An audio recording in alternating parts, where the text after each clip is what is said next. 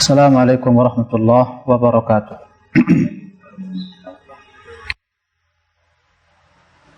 Alhamdulillah nahmaduhu wa nasta'inuhu wa nastaghfiruh wa na'udzu billahi min shururi anfusina wa sayyiati a'malina.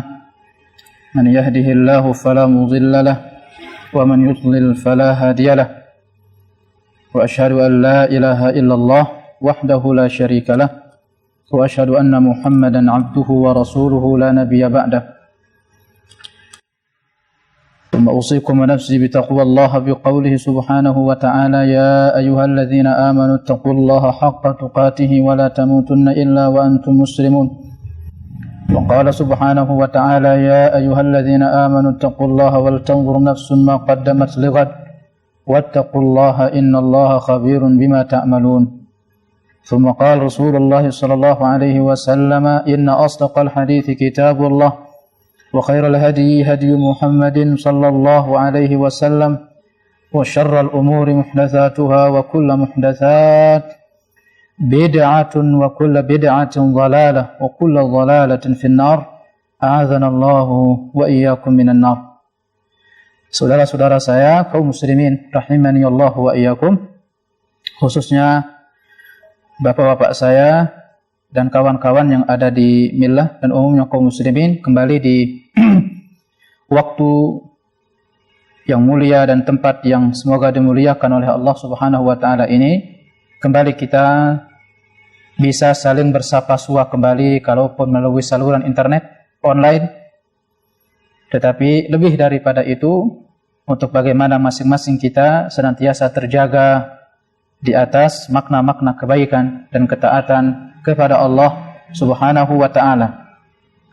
Dan makna yang sangat besar, yaitu bagaimana kita senantiasa menjaga makna, menuntut ilmu, menyebarkan ilmu, berdakwah, belajar. Kalaupun di tengah-tengah kondisi seperti ini, tetapi tidaklah mematahkan semangat kita untuk senantiasa belajar ilmu agama dan mendengarkan kebaikan-kebaikan, nasihat-nasihat baik dari ayat-ayat Al-Quran maupun hadis-hadis Rasul sallallahu alaihi wasallam. Dan insyaallah di maghrib hari ini kembali kita akan sambung pelajaran kita, atau kita akan sambung pembahasan kita pada pembahasan yang terhenti sebelumnya, yaitu 6 pilar, menunjukkan bahwasanya dari wabah-wabah seperti ini menunjukkan bukti bahwasanya hamba itu butuh kepada Allah Subhanahu wa taala. Sebagaimana yang pernah saya sebutkan sebelumnya, bahwa turunnya wabah seperti ini menunjukkan manusia itu lemah. Kendati pun berupa penemuan-penemuan modern yang mereka bisa buat, yang mereka bisa ciptakan, tetapi hanya untuk menghilangkan wabah pada detik ini, untuk dia hilangkan dari seluruh negara misalkan, itu tidak mampu untuk dia lakukan. Ini menunjukkan bahwasanya manusia itu lemah. Dan sekaligus di sini isyarat dari musibah seperti ini, bahwa keteraturan musibah menyebarnya dari negara ke negara. Dia menyerang semua etnis dan yang lainnya, dari negara ke negara dia merayap, dia berjalan. Tidak ada yang mampu menghentikannya. Keteraturan itu dia muncul pada tanggal sekian dan kita tidak tahu dia akan padam kapan. Ini menunjukkan bahwasanya ada zat yang maha besar yang menguasai itu semua, virus yang kecil ini, yaitu Allah Subhanahu wa taala, yaitu Tuhan. Sekaligus menunjukkan di sini eksistensi Tuhan. Maka mereka yang ateis, yang tidak mengakui eksistensi Tuhan, orang-orang bodoh, tidak faham, tidak mengerti, kedunguan di otaknya, kepalanya, kesombongan, keangkuhan, tidak mengerti tentang kelemahan dirinya sebagai manusia. Ya, dengan wabah seperti ini menunjukkan bahwasanya Allah Subhanahu wa taala atau Tuhan itu benar adanya. Dialah yang berhak disembah. Dialah yang hanya kepadanya kita tertuju kepadanya, kita pulang kepadanya. Itu sudah kita sebutkan di pertemuan sebelumnya. Baik, pada pokok yang keempat atau pilar yang keempat, pada malam hari ini kita akan singgung munculnya wabah-wabah seperti ini, yaitu pokok yang keempat yang harus diketahui oleh setiap insan, yaitu apa? Yanbaghi lil 'abdi an ya'khudha bil asbab. Hendaknya bagi setiap hamba itu mengambil sebab-sebab syariat. Untuk apa? Untuk menjaga diri dari wabah, menjaga diri dari penyakit. Ini tuntunan syariat. Ya, jangan karena merasa diri kuat lalu keluar ke jalan raya, pinggir jalan raya, Lalu dia tantang itu misalkan corona, dia katakan, saya nggak takut mati, hanya takut kepada Allah. Wah, ini lucu namanya, ini konyol. Ya, seorang Muslim, seorang insan yang faham tentang kelemahan dirinya, dia butuh kepada Allah, dia mengambil sebab. Karena sebab itu bagian dari perintah Allah Subhanahu wa Ta'ala. Oleh karenanya pengambilan sebab di dalam kita bertawakal kepada Allah itu merupakan rukun dari tawakal. Mengambil sebab-sebab yang disyariatkan oleh Allah Subhanahu wa Ta'ala.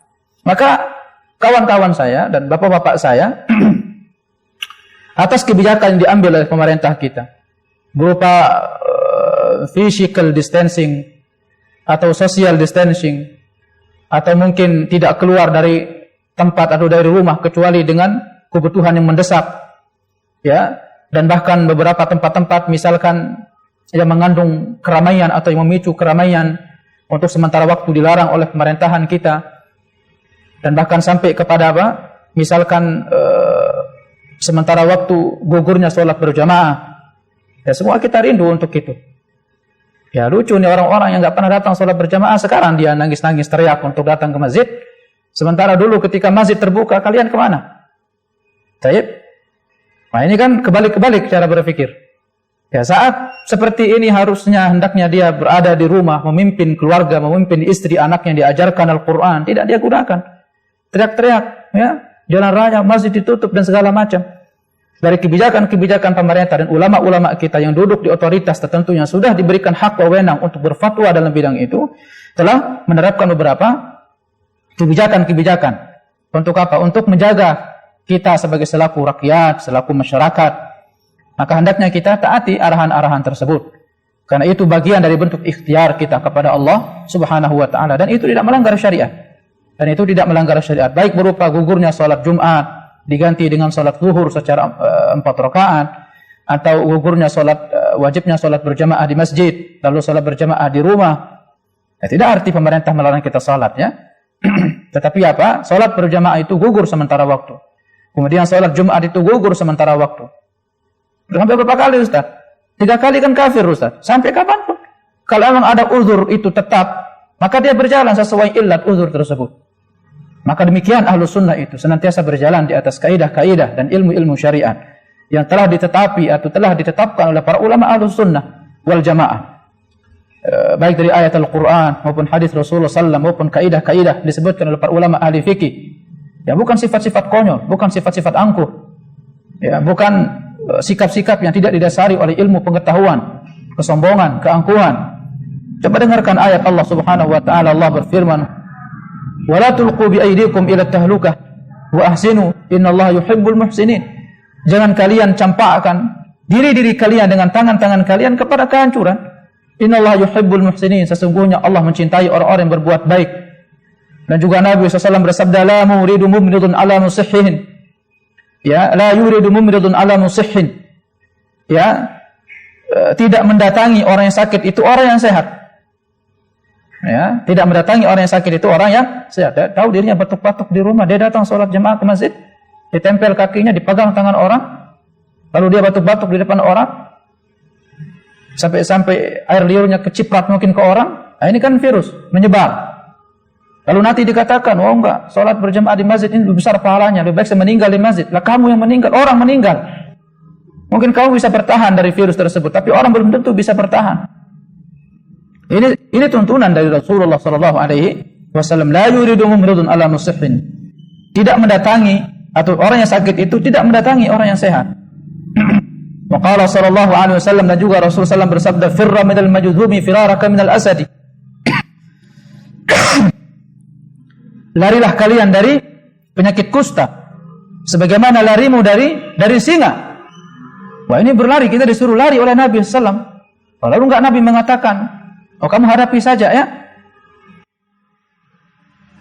kamu hadapi singa itu, mati dan hidupmu di tangan Allah. Tidak begitu, tapi apa? Lari kamu dari penyakit kusta yang menular sebagaimana larimu dari singa. Dan juga sabda Rasulullah SAW yang lainnya, wa qala sallallahu alaihi wasallam, idza sami'tum bihi ay bil waba.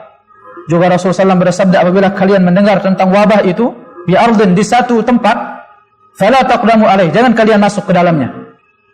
Jangan kalian mendatangi tempat tersebut. Wa idza waqa'a bi ardin, kalau dia terjadi di satu tempat, wa antum biha, dan kalian berada di dalamnya, fala takhruju firaran minhu, jangan kalian keluar karena kabur darinya.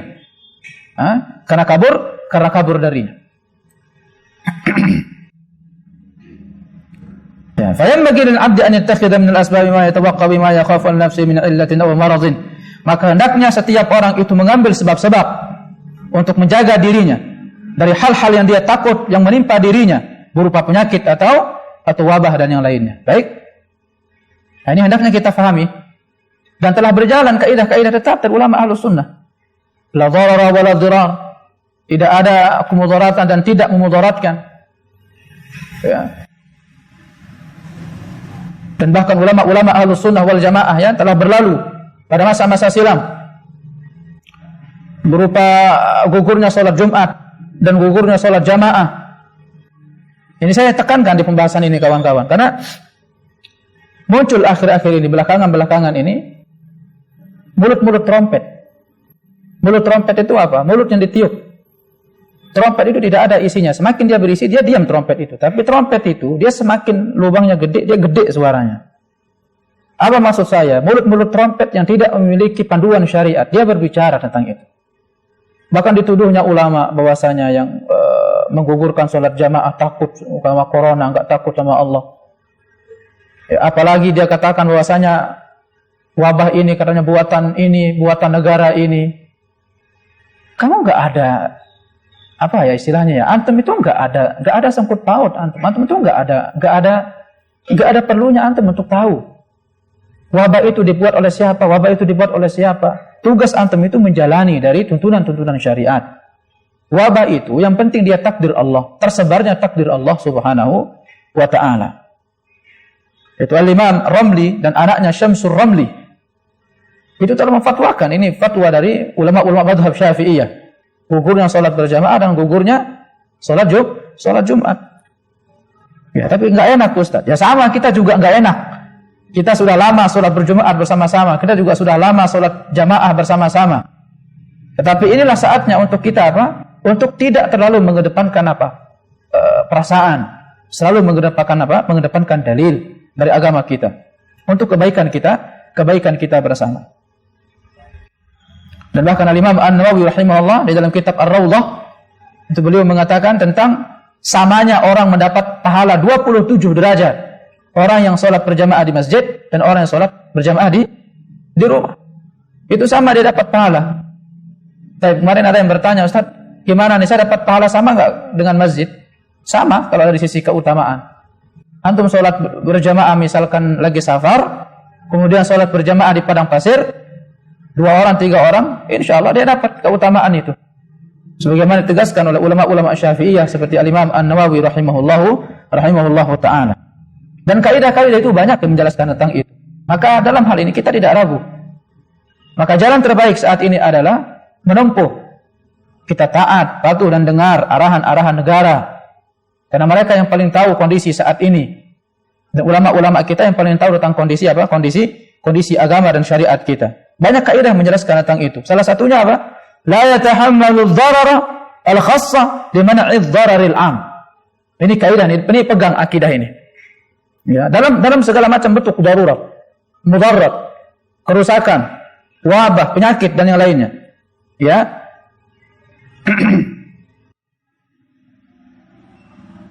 Atau yatahammalu dharara al-khassa li man'i dhararil 'am. Ya. Hendaknya menanggung mudarat yang khusus oleh seseorang yang khusus liman'i dhararil 'am. Untuk apa? Untuk apa istilahnya? Melarang penyebaran darurat secara umum. Perhatikan kaidah. Kita bersabar di dalam rumah, saya seorang diri bersabar dalam rumah, sakit di dalam rumah. Itu apa? Dikedepankan perkaranya. Daripada dia keluar bertemu dengan banyak orang, lalu apa? Dia menyebarkan penyakit tersebut. Kaidahnya apa? Bersabar, menanggung penyakit itu sendirian, ya, untuk apa? Untuk menjaga penyebaran penyakit kepada orang yang lebih banyak. Dan kaidah ini sesuai dengan hadis Nabi sallallahu alaihi wasallam, la yuridu Mumridun ala musihin. Orang yang sakit itu tidak mendatangi orang yang sehat. Ya. Jadi, nah disinilah kawan-kawan. Makanya orang kalau berjalan dia di atas kaidah-kaidah para ulama, ya, diamnya dia di rumah, di atas ilmu itu jauh lebih baik kondisinya daripada orang yang apa? Daripada orang yang keluar, mengatakan dirinya tidak takut kecuali kepada Allah, lalu dia menyebar penyakit di sana, dia bercampur baur di masjid di sana, tidak lebih baik kondisinya daripada orang yang tinggal di rumah. Kalau orang apa? Kalau orang itu paham ilmu agama. Ya. Karena kenapa? Ada dua faedah. Dia patuh terhadap arahan syariat dan sekaligus patuh kepada bimbingan Nabi sallallahu alaihi wasallam. Ya, dia telah menjaga jiwa manusia. Maka pahalanya besar. Pahalanya besar. Dan juga ada kaidah yang lainnya, kullun nas muqaddamun ala juz'id din 'an at-ta'aruf. Penjagaan jiwa itu muqaddam, lebih didahulukan daripada apa? Daripada cabang-cabang agama apabila dia bertentangan. Apabila dia bertentangan. Penjagaan terhadap jiwa itu lebih didahulukan terhadap daripada cabang-cabang agama apabila dia bertentangan. Cabang agama, perhatikan, kaidah. Menjaga jiwa hukumnya wajib. Karena ada 5 hal yang dijaga oleh agama. Kehormatan, jiwa, harta, dan yang lainnya. Dan jiwa itu hukumnya wajib. Salat jamaah di masjid, salat atau cabang agama. Cabang agama. Ketika ini bertentangan, maka yang wajib penjagaan jiwa lebih didahulukan daripada cabang agama. Ketika orang dia memilih ini, dia meninggalkan yang ini, penjagaan jiwa tidak jauh lebih baik kondisinya daripada orang yang berdiam diri di rumah untuk menjaga jiwa. Karena dia telah berada di atas kaidah-kaidah agama. Banyak kaidah-kaidah yang lainnya. Zari'atun ilal fasadi yusad. Itu juga kaidah di dalam fikih, di dalam usul. Zari'atun ilal fasadi yusad. Ya. Segala hal yang membawa kepada kerusakan itu ditutup oleh agama. Itu ditutup oleh agama. Ada juga kaidah yang sering kita dengar, kawan-kawan. Ma la yatimul wajib illa bihi fahuwa wajib. Perkara yang tidak menyempurnakan wajib kecuali dengan itu fahuwa wajibun. Maka dia wajib. Perhatikan. Menjaga jiwa itu wajib. Dan tidak terpenuhinya terjaganya jiwa kecuali dengan tinggal di rumah, maka tinggal di rumah itu hukumnya wajib. Tidak keluar dari rumah itu hukumnya wajib. Kalau dia keluar dari rumah, maka dia berdosa. Baik. Tapi alhamdulillah pemerintah kita ya masih memberikan kita keluar, ya, keluangan waktu. Kalau dengan alasan-alasan yang mendesak masih diberikan dengan aturan-aturan yang berlaku. Misalkan kemarin saya dengar misalkan tidak boleh boncengan berdua, ya, melintas di Jakarta, ya. PSBB. Apa PSBB itu? Pembatasan sosial besar-besaran, begitu ya? Oh, berskala besar. Saya ingatnya besar-besaran. Karena ingatnya PBB. Ya, peraturan besar-besaran. Baik, jadi itu. Ini kaidah. Makanya itulah kawan-kawan. Kalau orang berilmu itu luar biasa. Tinggalnya dia di rumah itu memanen pahala. Berjalan di atas kaidah. Menetapi pokok-pokok agama. Itulah orang-orang yang orang-orang yang berilmu, ilmu syar'i dengan baik dan benar. Nah, jadi pada poin yang keempat atau pada pilar yang keempat ini yang harus dipenuhi oleh seseorang itu mengambil sebab-sebab. Mengambil sebab-sebab. Justru itulah menunjukkan orang tersebut butuh kepada Allah Subhanahu wa ta'ala. Dan kita jumpai dari banyak ucapan dari kalangan para ulama. Ini perhatikan, ya. Al-Imam Al-Hasan beliau berkata, "Inna tawakkalal 'abdi 'ala rabbih an ya'lamah anna Allah huwa thiqatuh."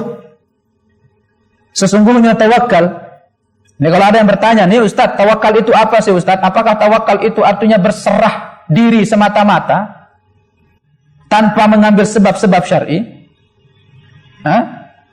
sebagaimana dinukil oleh Al-Imam Ibnu Hajar dalam kitab Badlul Mat'un, ya.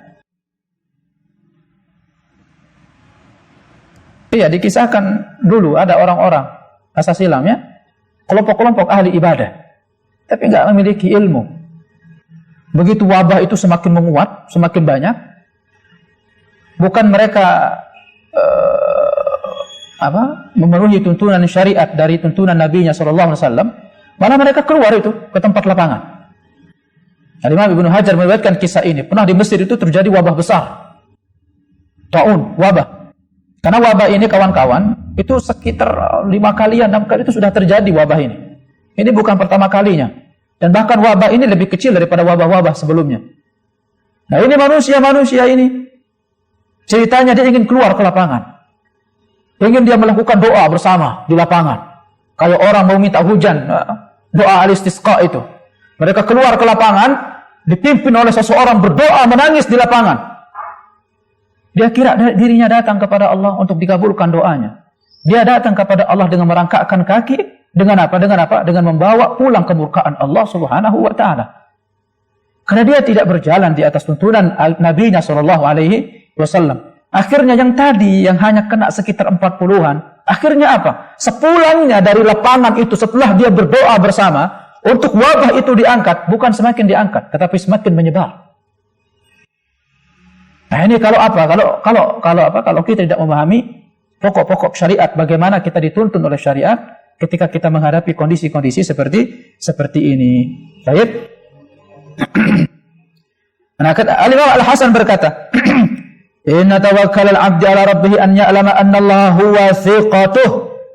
Pertama, tawakal itu, kata beliau, yaitu seseorang itu mengetahui bahwasanya hanya Allah Subhanahu wa ta'ala, dia yakin satu-satunya kepada Allah. Ini sudah lewat pelajaran kita di pelajaran sebelumnya, bahwasanya di dalam kita mengimani wabah-wabah seperti ini, hendaknya kita yakin bahwasanya semua ini sebab takdir Allah. Semuanya ini sebab takdir Allah Subhanahu wa ta'ala, takdir kauniyah. Enggak ada yang bisa menghalanginya takdir ini. Negara mana yang paling adikdaya sekarang? Bisa tidak dia hilangkan penyakit ini dalam 1 detik? Enggak ada yang bisa. Ya. Enggak ada yang bisa. Dan bahkan negara yang diusyukan, dia yang menyebar virus ini, akhirnya sekarang dia kelimpangan sendiri, kan itu kan? Nah. Sekarang tunjukkan kekuatan kalian, adikdaya kalian. Bisa tidak untuk menghilangkan virus ini 1 detik, sekejap dihilangkan dari seluruh dunia? Enggak bisa. Ya, tanpa kita akan tahu kapan takdirnya akan dilepas oleh Allah Subhanahu wa ta'ala. Baik. Itu yang pertama. Keyakinan yang tajam, yang kuat, bahwasanya satu-satunya tempat kita tertuju yaitu Allah Subhanahu wa ta'ala. Wa'lam anna tahqiqa tawakkul la yunafi as-sa'y fil asbab allati qaddara Allah Subhanahu al-maqdurat biha. Dan ketahui bahwa terwujudnya ketawakalan itu tidak menafikan, tidak menghilangkan usaha untuk mengambil sebab-sebab yang telah Allah takdirkan, al-maqdurat, yang telah Allah tentukan. Ya. Jadi tawakal itu ada 2, kawan-kawan. Tawakal itu ada 2 bentuknya. Tawakal imani wa tawakkal hissi atau al-jawarih. Tawakkal iman, hendaknya kita memantapkan keimanan. Ini tawakal. Makanya kawan-kawan saya nasihatkan, ya, wabah seperti ini, masa-masa seperti ini, jangan berikan dia setelah dia mencederai fisik, jangan sampai memberikan dia mencederai apa? Mencederai jiwa, mencederai hati. Maka hendaknya hati ini senantiasa dia makmur, senantiasa dia berkembang. Dengan apa? Dengan tilawah Quran, dengan keimanan. Makmur dengan keimanan, dengan bacaan Quran, dengan ilmu syar'i. Belajar, ya, membaca terus. Itu bentuk ketawakalan iman, bentuk ketawakalan batin. Tawakalkan hati. Ini baru kita katakan, hanya saya takut kepada Allah Subhanahu wa ta'ala. Setelahnya itu baru rukun yang kedua. Itu apa? Yaitu mengambil sebab-sebab yang telah ditakdirkan oleh Allah Subhanahu wa taala. Itu apa sifatnya? Hissi. Mengambil sebab. Saya ingin makan. Ini ada piring. Saya ingin makan, saya duduk di sini.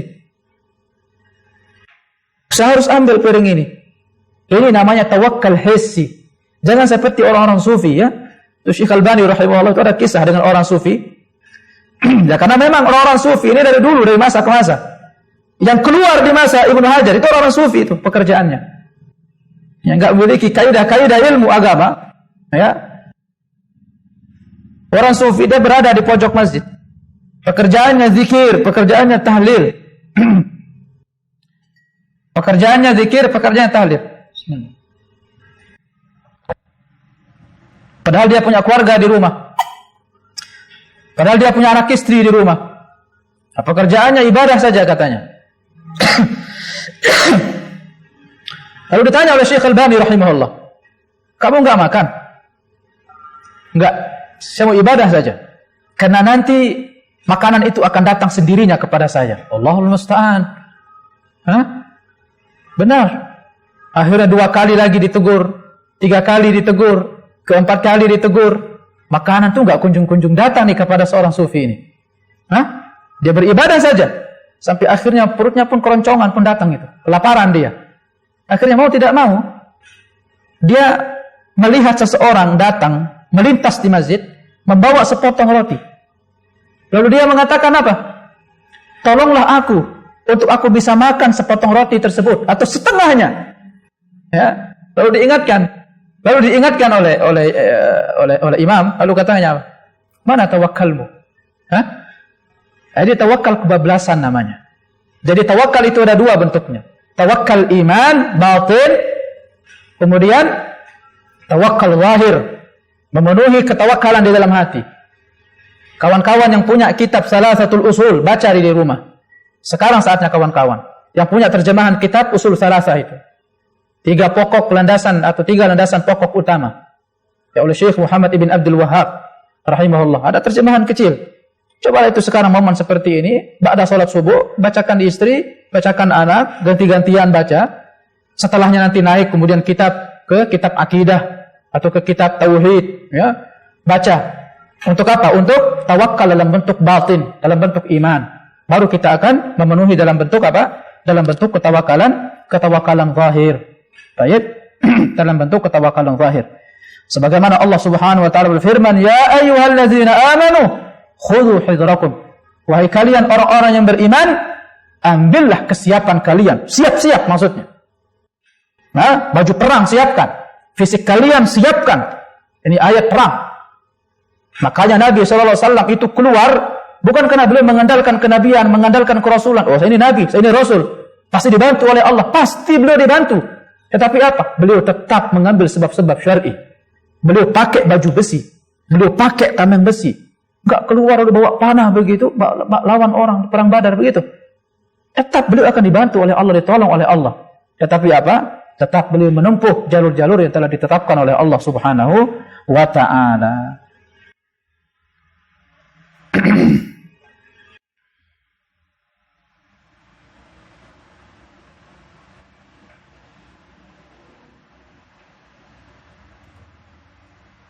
Qala Sa'id ibn Jubair, "Atawakkal jama'ul iman." Tawakal itu adalah kumpulan keimanan.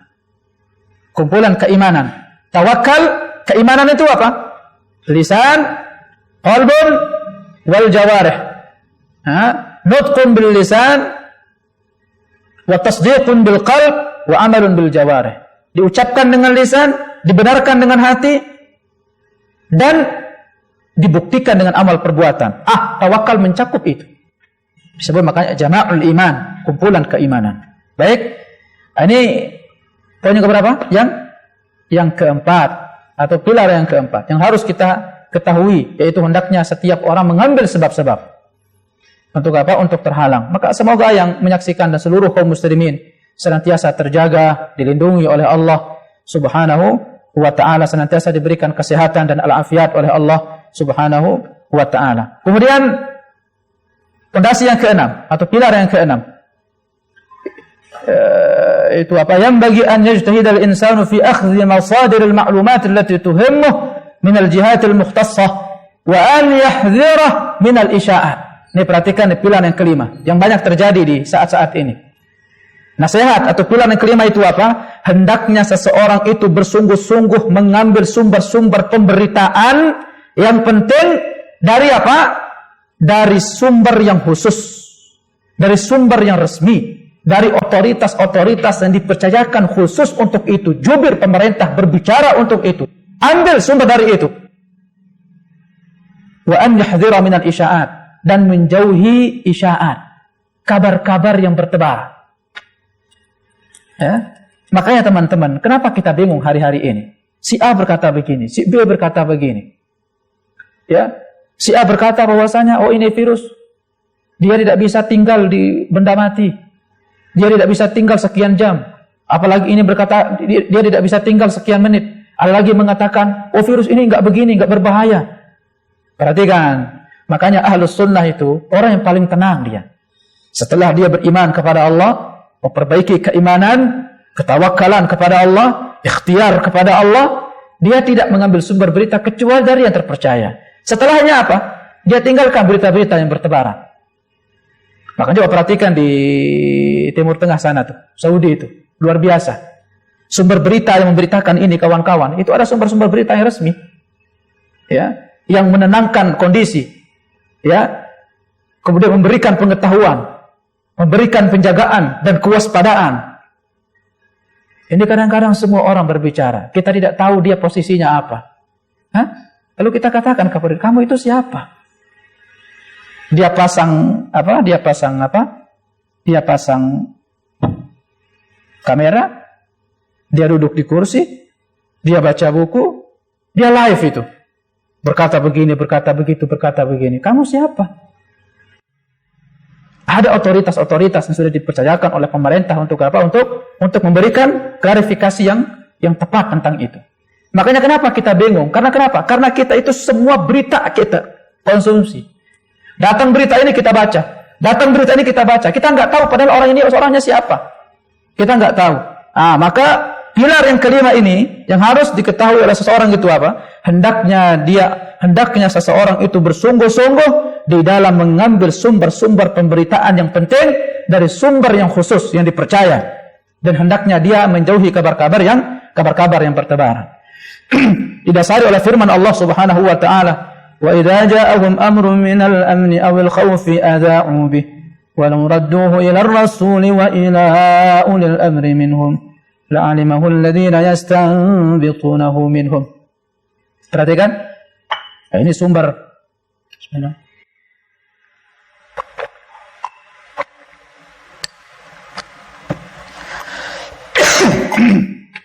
Ini pilar yang kelima. Ayat.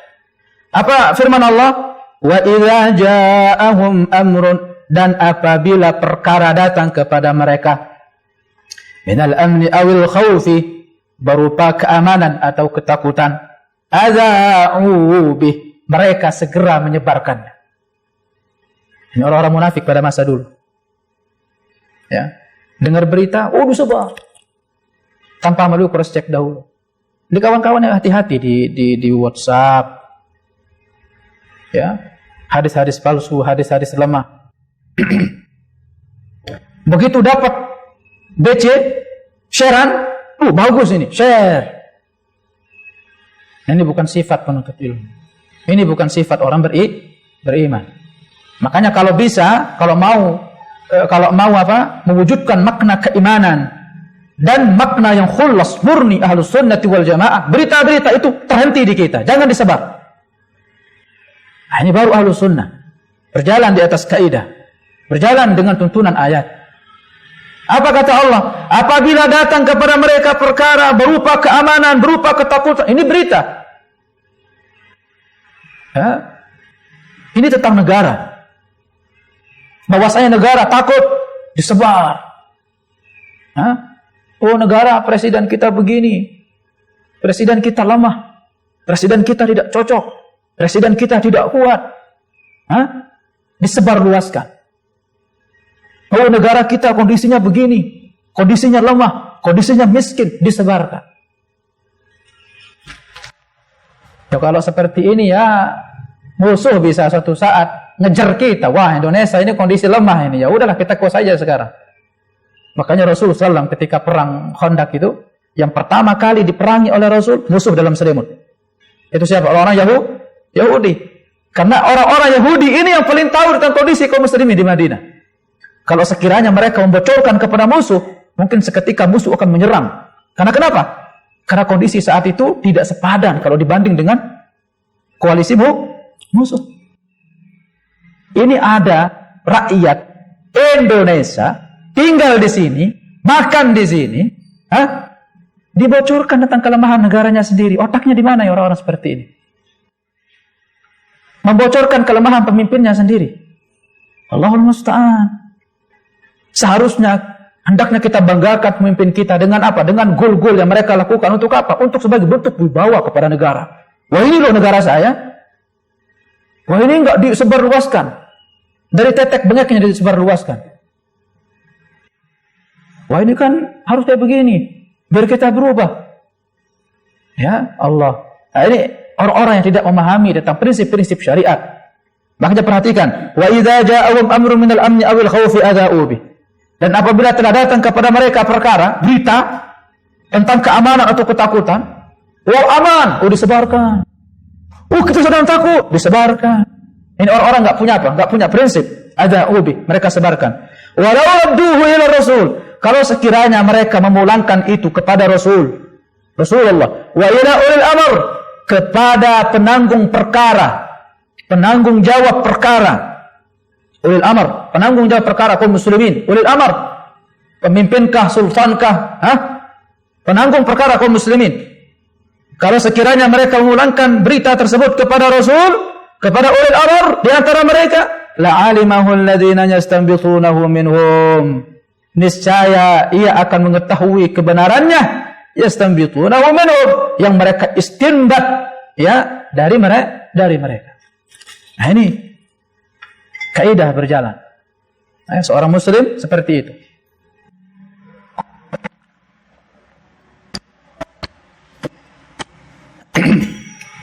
Tidak cepat-cepat menyebar luaskan berita tanpa melalui cross check dahulu.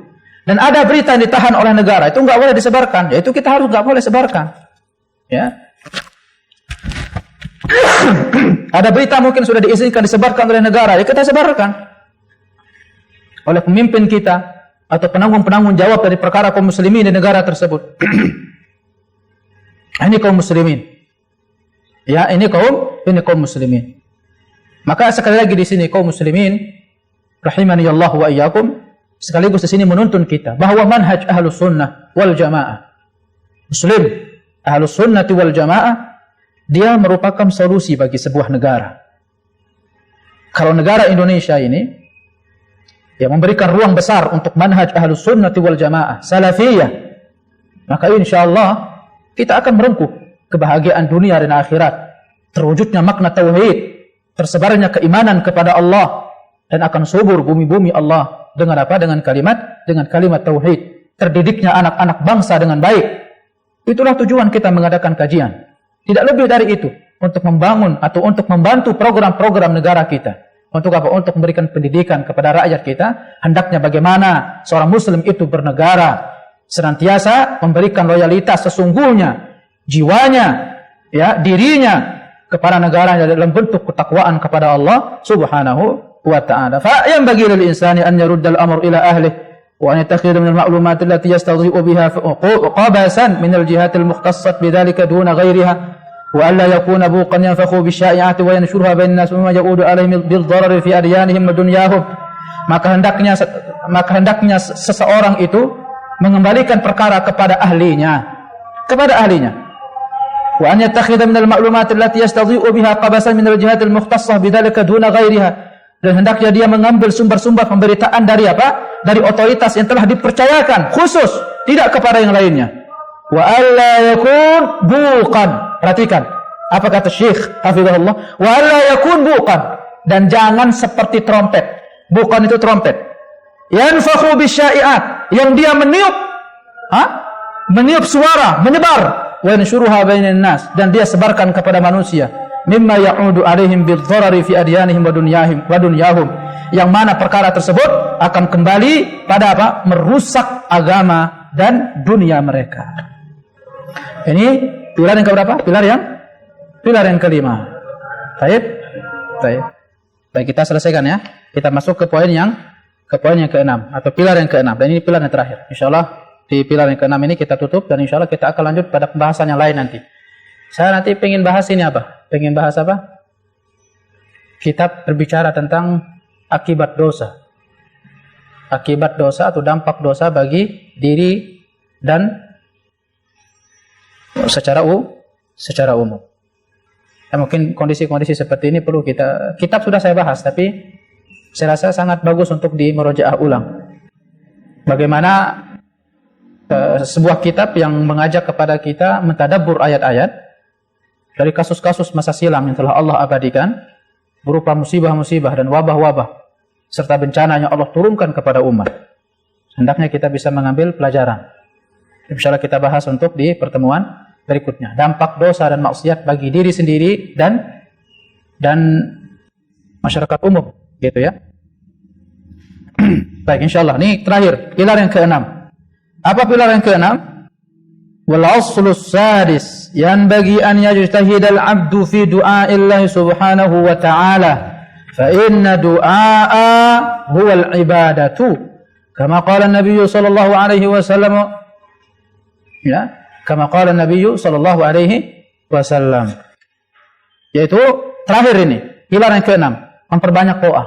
Ya, memperbanyak doa. Hendaknya seorang hamba itu bersungguh-sungguh di dalam berdoa kepada Allah. Bersungguh-sungguh. Perhatikan kawan-kawan, bersungguh-sungguh berdoa. Ya, bersungguh-sungguh berdoa. Bukan hanya dalam bentuk apa? Bukan hanya dalam bentuk apa istilahnya? Mengeluh, ya. Ngechat. Ustaz sehat enggak Ustaz? Alhamdulillah sehat. Ya, semoga kita sehat selalu Ustaz ya. Ya. Semoga cepat diangkat ya Ustaz. Cobalah kawan, perhatikan.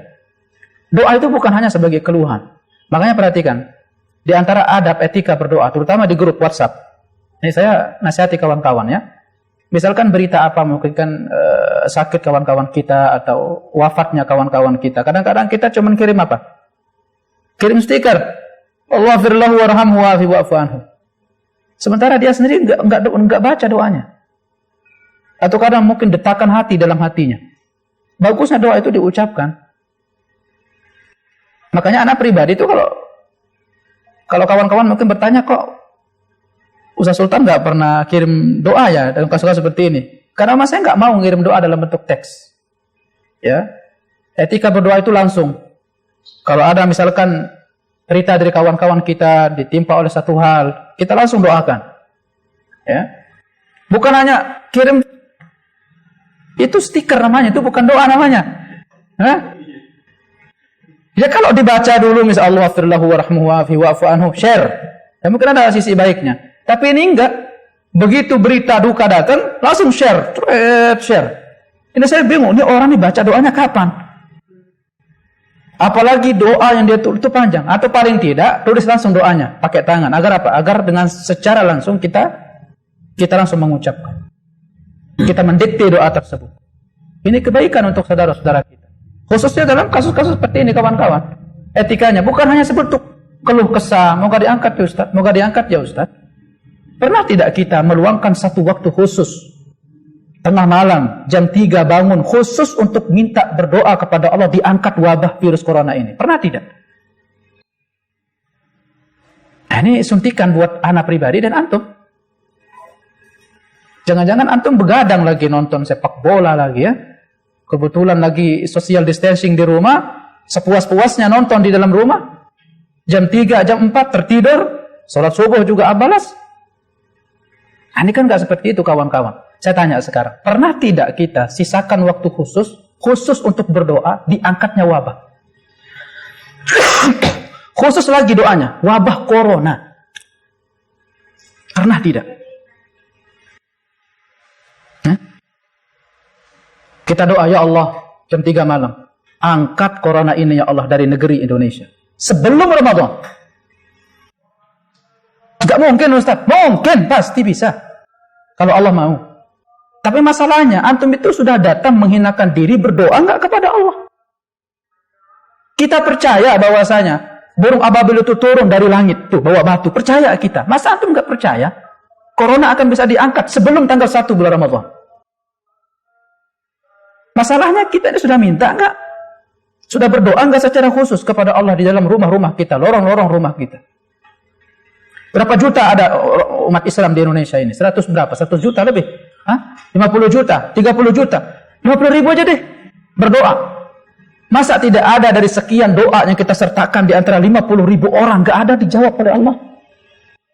Ini pilar yang keenam, yaitu hendaknya seseorang itu bersungguh-sungguh di dalam berdoa kepada Allah Subhanahu wa taala. Dan doa ini dibagi menjadi dua. Doa secara umum. Doa secara umum maksudnya apa? Bi an yad'ul insan bi raf'il bala'i aw daf'ihi aw ghairi dzalika min anwa'id du'a allati yad'uhu biha. Yaitu seseorang berdoa untuk diangkatnya al-bala, bencana. Ya, aw daf'ihi, atau ditolaknya bencana. Apa yang serupa dengan itu? Dari macam-macam doa secara umum. Misalkan kita berdoa, Allahumma ihfina min hadzal bala, Allahumma adfa' 'anna hadzal waba. Ya, fa inna hadza masyru'. Ya Allah, jagalah kami dari bala ini. Ya Allah, tolaklah dari kami wabah ini. Ini doa yang masyru'. Doa yang masyru'. Imam Bukhari juga di dalam kitab sahihnya memberikan sebuah judul Babud du'a bi raf'il waba'i wal waja, yaitu bab berdoa mengangkat wabah dan penyakit. Dan Al-Imam An-Nasa'i memberikan satu bab di dalam Sunan Kubra dengan judul Babud du'a bi naqlil waba', yaitu bab berdoa untuk memindahkan wabak. Memindahkan wabak. Memindahkan wabak. Ya Allah, pindahkanlah penyakit corona ini kepada tempat yang kering, kepada tempat yang sepi. Pindahkan wabah ini ya Allah. Angkat, cabut ya Allah. Ya. Wa dzakara fi hadithi anna Nabi sallallahu alaihi wasallam da'a bi naqli hummal Madinah ila al-Juhfah. Sebagaimana telah disebutkan dalam hadis Nabi sallallahu alaihi wasallam bahwasanya beliau pernah berdoa memindahkan penyakit hummal Madinah ila al-Juhfah, ke Juhfah. Pindahkan ke Juhfah ya Allah. Fa yas'alul insana rabbahu azza wa jalla an yadfa hadzal waba' wal bala' lil muslimin 'ammatan wa an biladina hadhihi khassah. Maka hendaknya muslim kita nih khususnya kawan-kawan berdoa kepada Allah untuk diangkat wabah ini, penyakit ini dari apa? Dari negeri kita secara khusus dan dari negeri secara umum. Adapun secara khusus apa? Ada 3 bentuknya. Pertama, membaca surat Al-Falaq dan surat An-Nas. Nah, ini perhatikan nih, adik-adik saya, kawan-kawan yang mungkin masih beraktivitas yang penting, mungkin urgent, ya, yang sifatnya mendesak, rutinkan surat Al-Falaq dan surat An-Nas. Selesai sholat maghrib, rutinkan. Selesai sholat maghrib 3 kali. Subuh 3 kali. Ya. Kemudian apa lagi? Zuhur, asar 1 kali, ayat kursi, Al-Ikhlas, Al-Falaq, An-Nas, ya, 3 kali. Kemudian dengan tambahan doa-doa yang lainnya. Ya, kemudian salawat kepada Nabi SAW, Allahumma shalli wa sallim ala nabiyina Muhammadin 10 kali. Ini bentuk-bentuk dari doa-doa khusus. Khususnya surat Al-Falaq dan surat An-Nas. Surat Al-Falaq ini pernah kita bahas di tafsir di Masjid Al-Ihsan. Al-Falaq ini doa untuk minta perlindungan dari penyakit apa? Andri, masih ingat Andri? Surat Al-Falaq untuk minta perlindungan dari penyakit apa? Budi. Al-Falaq. Wah, saya tutup pengajian ini, enggak ingat ya? Surah Al-Falaq minta perlindungan penyakit dari penyakit apa? Penyakit itu ada 2, penyakit yang sifatnya kasat mata atau zahir, penyakit batin. Al-Falaq ini penyakit apa yang disembuhkan? Al-Falaq. Penyakit zahir. Ya, penyakit zahir. Tidak ingin terkena oleh penyakit, baca Al-Falaq. Terjaga dari penyakit, baca Al-Falaq. Ditolak dari penyakit, baca Al-Falaq. Kemudian An-Nas itu untuk apa? Penyembuhan penyakit batin, penyakit hati. Qul a'udzu birabbin nas, malikin nas, ilahin nas, min syarril waswas. Waswas ini penyakit apa? Penyakit batin, enggak tampak dia. Bisikan syaitan. Dan itu Allah Subhanahu wa taala datang, yang pamflet mari kita sebar. Datang dalam bentuk 3 sekaligus, nama dan sifat. Untuk satu penyakit waswas.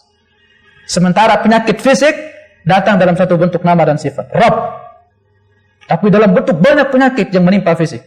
Sihir, tenggelam di lautan, jatuh dari udara, terbakarnya rumah, atau gigitan ular atau binatang-binatang yang buas.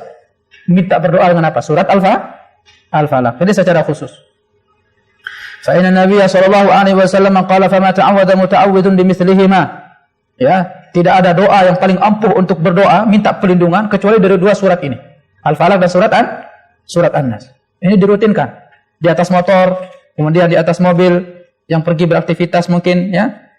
Ayana al-insana idza khafa syai'an fayanbaghi an yaqra hataini surataini da'iyan ila Allah subhanahu wa ta'ala hifdhahu mimma yatakhawwafu minhu wa min jumlati dzalika hadzal waba. Wa du'a tsani, dan doa yang kedua ada doa yang diriwayatkan dari hadis Nabi sallallahu alaihi wasallam. Apa doanya? Allahumma inni a'udzubika minal baras wal junun wal juzam wa sayyi'il asqam. Hafal doanya, Andre? Allahul musta'an. Antum pulang, ya. Google, nanti searching di Google. Allahumma inni a'udzubika minal barasi. Ya Allah, aku berlindung kepadamu dari penyakit apa? Penyakit sopak. Baros, penyakit sopak itu penyakit kulit yang rusak, itu sopak. Wal junun, dan ketergangguan otak, gila, stres. Itu Rasulullah minta daripada itu. Junun, wal juzam, dan penyakit apa? Juzam, penyakit kusta, sama juga penyakit apa? Kulit. Wa sayyi'il asqam, dan seluruh penyakit yang buruk, ya Allah, jauhkan aku. Wah, ini kalau antum doa dengan penuh keyakinan, lalu antum ambil sebuah tempat antum berpegangan sebagai bentuk ikhtiar, maka insya Allah. Kemudian apa lagi doa misalkan yang harus dirutinkan di tiap pagi dan sore hari? Apa? Bismillahirrahmanirrahim, la yadurru ma'a ismihi syai' fil ardi wala fis sama' wa huwa sami'ul alim. Imam Abu Dawud dalam sebuah riwayat mengatakan apa? Lam tusibhu fuj'ata bala. Siapa mengucapkan doa ini, dia tidak akan dikenai oleh bencana, musibah, penyakit apapun, fuj'ata bala, secara tiba-tiba. Bukan ada orang begitu tiba-tiba datang penyakit terserang dia. Ya tidak, karena kan tidak sadar. Hari kemarin corona datang jam berapa? Pemberitaan resminya. Kita tidak tahu kan hari apa itu. Presiden kita memberitakan.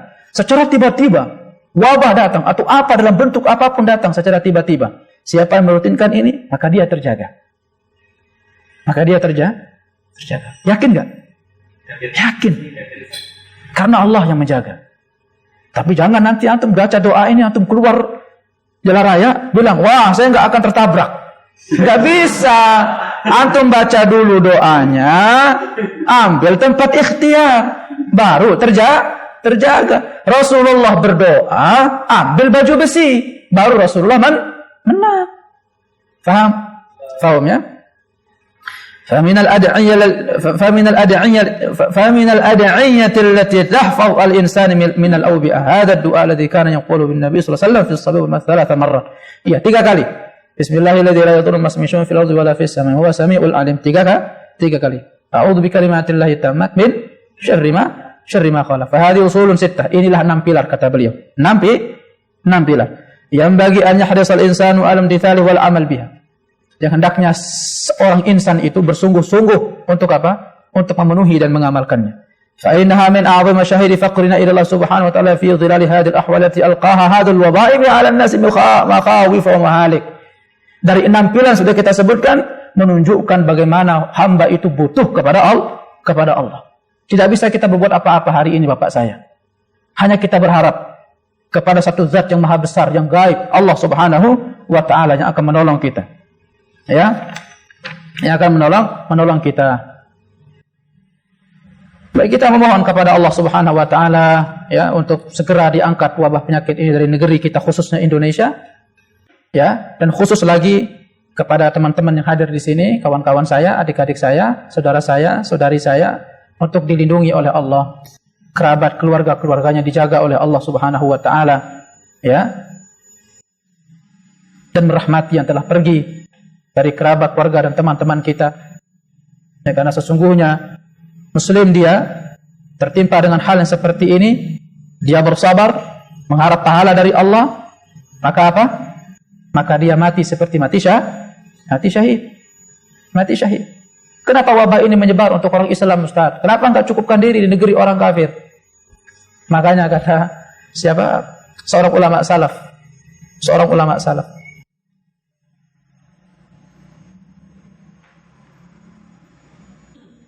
Ini saya tutup ya dengan ini. Ini saya sangat penting ini untuk saya sebutkan.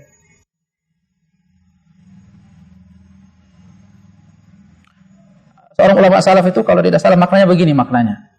Kalau tidak karena musibah yang Allah timpakan kepada seseorang, maka niscaya dia akan merugi di akhirat. Sisi utama baik orang ketika mendapatkan musibah, itu dia diberikan pahala, diangkat derajatnya oleh Allah Subhanahu wa ta'ala. Perhatikan, di antara sekian ucapan-ucapan, bahkan hadis-hadis Nabi sallallahu alaihi wasallam. Perhatikan hadis Nabi sallallahu alaihi wasallam. Idza aradallahu bi 'abdin al-khaira ta'ajjala lahu al-uqubata fid dunya. Apabila Allah ingin menghendaki kebaikan ya kepada hambanya, ta'ajjal lahu al-uqubah. Disegerakan akibat untuk dia. Makanya kan pernah kita bahas di Masjid Al-Banna. Masih ingat kisah Abdurrahman bin Auf? Ketika melihat makanan di meja, lalu dia menangis kan? Apa katanya? Ya Allah, sesungguhnya Hamzah bin Abdul Muthalib sudah meninggal. Sahabat-sahabat yang sudah meninggal. Sementara saya masih hidup ini, masih bisa makan.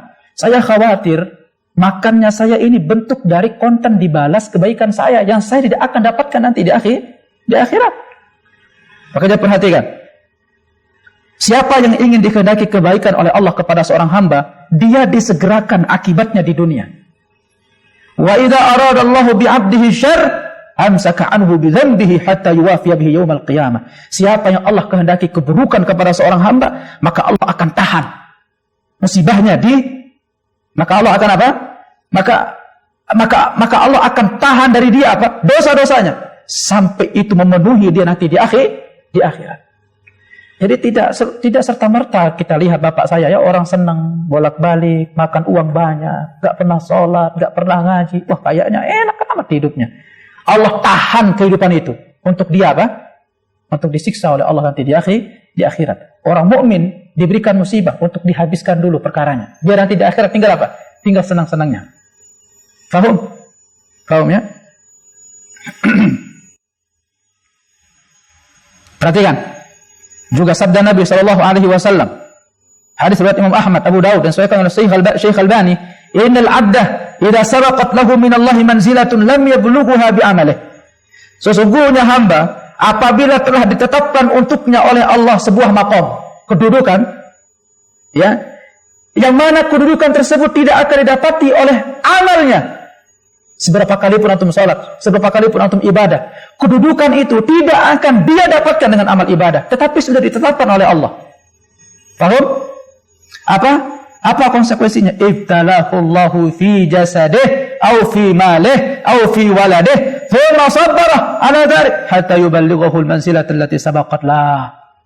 Allah akan timpakan kepada dia musibah yang menimpa jasadnya, menimpa hartanya, menimpa anaknya, dengan musibah itu yang akan mencapai dia kepada maqam yang telah Allah tetapkan. Luar biasa. Amalan ibadah itu nggak akan sampai pada satu maqam. Allah timpakan dia musibah untuk disampaikan dia kepada satu maqam. Kabar gembira untuk kawan-kawan saya yang di garda terdepan dari para perawat, dokter-dokter yang muslim, ya, maka ini kabar gembira. Bentuk jihad di negara kita ini nggak ada perang. Maka sekarang bentuk jihadnya apa? Membantu kaum muslimin dari hal-hal seperti ini yang telah lewat dirahmati oleh Allah. Maka semoga mereka termasuk dalam konteks ayat-ayat atau hadis-hadis yang disebutkan oleh Rasulullah sallallahu alaihi wasallam. Baik, ini yang bisa kita bahas di malam hari ini kawan-kawan dari kajian kita. Semoga ini bisa memberikan wawasan kepada kita untuk bagaimana dari 6 pilar ini bisa membentuk karakter menjadi sebuah keyakinan, ikhtiar dalam bentuk imani dan ikhtiar dalam bentuk apa? Sihhi atau wahir kita untuk kita menghadapi masa-masa wabah dan masa-masa bingung saat ini, dan hendaknya kita telah memiliki pedoman 6 pilar untuk bagaimana kita menghadapi kondisi yang seperti ini. Terakhir, semoga semua kaum muslimin yang manapun berada senantiasa diberikan ketakwaan oleh Allah Subhanahu wa taala, diberikan penjagaan dan perlindungan oleh Allah Subhanahu wa taala, senantiasa dibimbing di atas keimanan dan ketakwaan. Wallahu waliyul dzalika wal qadiru alaih. Ini yang bisa saya sampaikan. Yang salah itu dari saya sendiri dan syaitan. Yang benar itu dari Allah Subhanahu wa taala. Saya mohon maaf dari kalimat-kalimat yang mungkin menyinggung perasaan dan yang lainnya. Saya mohon maaf.